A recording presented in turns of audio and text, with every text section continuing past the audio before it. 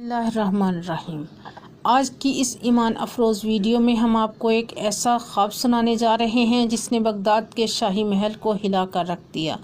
یہ خواب کسی عام انسان کا نہیں بلکہ خلیفہ ہارون الرشید کی اہلیہ ملکہ زبیدہ کا خواب تھا، جس کے بعد خلیفہ خود بہلول دانا کے دروازے پر حکمت سیکھنے پہنچ گئے۔ ملکہ زبیدہ نے آخر ایسا کیا دیکھا تھا کہ بہلول دانا نے اس خواب کی ایسی تعبیر دی جس نے ان دونوں کی زندگی بدل دی۔ آخرت کی تیاری کا یہ عظیم سبق جاننے کے لیے ویڈیو کو آخر تک ضرور دیکھیں۔ آپ دیکھ رہے ہیں GS2 اسلامی واقعات اردو، جہاں ہم آپ تک پہنچاتے ہیں ایمان کو جگانے والی کہانیاں۔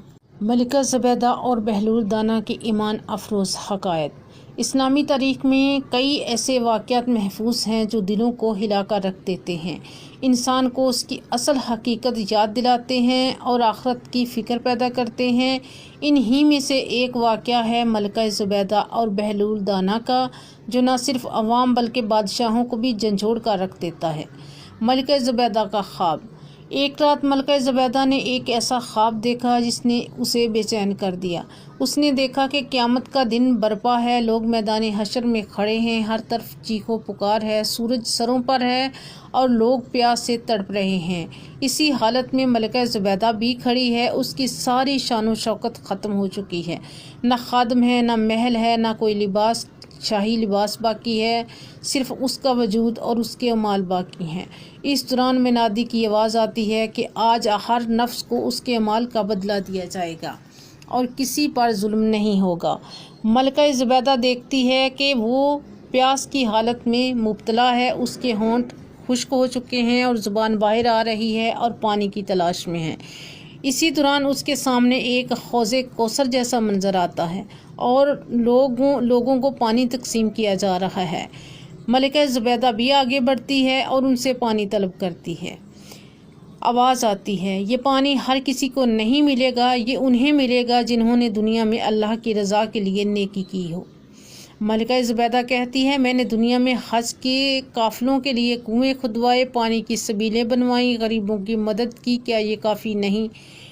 آواز آتی ہے، نیکی کی قبولیت اخلاص پر ہے، اگر تمہارے اعمال میں اخلاص تھا تو تمہیں پانی ضرور ملے گا۔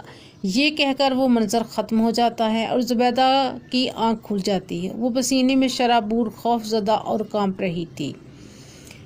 خلیفہ ہارون الرشید کے پاس جانا۔ صبح ہوتے ہی ملکہ زبیدہ نے خلیفہ ہارون الرشید سے اپنا خواب بیان کیا۔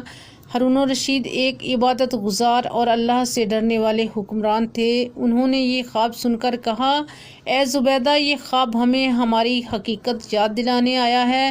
ہمیں اپنی آخرت کی فکر کرنی چاہیے اور مزید اخلاص سے نیکی کرنی چاہیے۔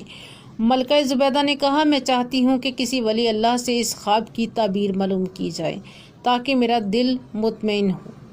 ہارون الرشید نے فرمایا، اس وقت بغداد میں اگر کوئی اللہ کا ولی ہے جس کی زبان سچی ہے اور جو حکمت کی بات کرتا ہے تو وہ بہلول دانا ہے۔ بہلول دانا سے ملنے کا ارادہ۔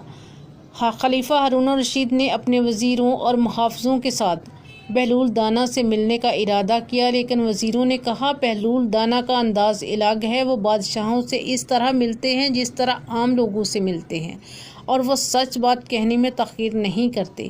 ہارون الرشید نے کہا، ہمیں سچ سننے کی ضرورت ہے، ہمیں اپنی آخرت کی فکر ہے، اگر ہم بہلول دانا سے حکمت سیکھ سکتے ہیں تو یہ ہماری نجات کا ذریعہ ہے۔ بہلول دانا سے ملاقات۔ ہارون الرشید اور ملکہ زبیدہ جب بہلول دانا کے پاس پہنچے تو دیکھا کہ بہلول دانا مٹی کے ڈھیر پر بیٹھے ہیں اور بچوں کے ساتھ کھیل رہے ہیں۔ ان کے ہاتھ میں مٹی کے کھلونے ہیں اور وہ زمین پر کچھ بنا رہے ہیں۔ ہارون الرشید نے سلام کیا، بہلول دانا نے جواب دیا اور بغیر دیکھے کہا، اے ہارون، کیا لائے ہو، دنیا کی حکومت یا آخرت کی فکر؟ ہارون الرشید نے کہا، اے بہلول، ملکہ زبیدہ نے ایک خواب دیکھا ہے، ہم اس کی تعبیر جاننا چاہتے ہیں۔ بہلول دانا نے مسکرا کر کہا، خواب تو سب دیکھتے ہیں لیکن کچھ خواب حقیقت کے دروازے کھول دیتے ہیں، سناؤ خواب کیا تھا؟ عوام کے سامنے بہلول دانا کا واز۔ بہلول دانا نے مجمع کو دیکھ کر کہا، اے لوگو، تم دولت، عزت، محل اور شان و شوکت کے پیچھے بھاگتے ہو، لیکن یاد رکھو کہ قبر میں یہ سب کچھ نہیں جائے گا، قبر میں تمہارا اعمال نامہ تمہارے ساتھ جائے گا۔ آج جو وقت تمہیں ملا ہے یہ اللہ کی طرف سے آخرت کی تیاری کے لیے مہلت ہے، یہ مہلت ختم ہونے سے پہلے اپنی اصلاح کر لو، توبہ کر لو اور اللہ کی رضا کے لیے اعمال شروع کر دو۔ ملکہ زبیدہ کا عمل۔ ملکہ زبیدہ نے بہلول دانا کی نصیحت کے بعد اپنے دل میں سچی توبہ کی اور اس نے وعدہ کیا کہ میں قیمتی لباس کم پہنوں گی، فضول خرچی نہیں کروں گی اور اپنے مال کو اللہ کے راستے میں خرچ کروں گی۔ میں بغداد اور راستوں میں کنویں کھدواؤں گی تاکہ مسافروں اور حاجیوں کو پانی مل سکے۔ میں قرآن کی تلاوت اور دعا میں اپنا وقت گزاروں گی۔ تاریخ بتاتی ہے کہ اس واقعے کے بعد ملکہ زبیدہ نے بغداد سے مکہ مکرمہ تک حاجیوں کے راستے میں سینکڑوں کنویں اور تالاب بنوائے تاکہ اللہ کی رضا حاصل کر سکے۔ ہارون الرشید کا فیصلہ۔ ہارون الرشید نے بہلول دانا سے کہا، اے بہلول، تم نے ہماری آنکھیں کھول دی ہیں، اللہ تمہیں جزائے خیر دے۔ بہلول دانا نے کہا، اے ہارون، یاد رکھو بادشاہت کا حساب عام آدمی سے زیادہ سخت ہوگا۔ تمہارے پاس جو طاقت اور دولت ہے یہ اللہ کی امانت ہے، اگر تم نے اسے انصاف اور اللہ کے بندوں کی خدمت میں استعمال کیا تو یہی اعمال تمہارے لیے جنت کا ذریعہ بنیں گے، اگر اس میں ظلم کیا تو یہی تمہیں ہلاک کر دیں گے۔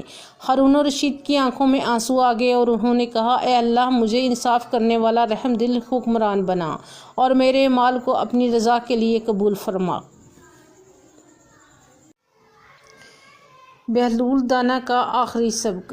جب خلیفہ اور ملکہ اور عوام جانے لگے تو بہلول دانا نے کہا، اے لوگو، میں تمہیں دنیا کی حقیقت کے بارے میں بتا دوں، دنیا ایک خواب ہے۔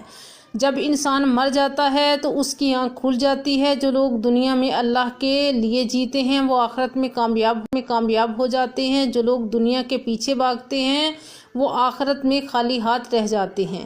جس طرح تم دن اور رات بدلتے دیکھتے ہو اسی طرح تمہاری زندگی کی رات بھی جلد ختم ہو جائے گی۔ توبہ کا دروازہ کھلا ہے، اللہ کے در پر آ جاؤ۔ عوام پر اثر۔ اس دن بہلول دانا کی حکمت نے بغداد کے لوگوں کے دلوں کو بدل دیا۔ لوگوں نے توبہ کی، آپس میں ظلم چھوڑا، مالداروں نے زکوٰۃ اور صدقات دینا شروع کیے، والدین کی خدمت کا جذبہ پیدا ہوا اور دین کی محبت دلوں میں جگہ بنانے لگی۔ ملکہ زبیدہ کا خواب آج بھی ہمیں جھنجھوڑتا ہے۔ ہم بھی دنیا میں مگن ہیں لیکن قبر کا اندھیرا ہمیں بھول چکا ہے۔ آج ہمیں بھی بہلول دانا جیسے ولی اللہ کی نصیحت کی ضرورت ہے کہ اپنی زندگی کا مقصد سمجھیں، اللہ کی رضا کے لیے اعمال کریں اور قیامت کی تیاری کریں۔ ہمیں چاہیے کہ ہم صدقہ، نماز، توبہ، قرآن سے تعلق، والدین کی خدمت، یتیموں اور مسکینوں کی مدد کریں تاکہ اللہ ہمیں بھی معاف کر دے اور ہمیں حوض کوثر پر پانی نصیب کرے۔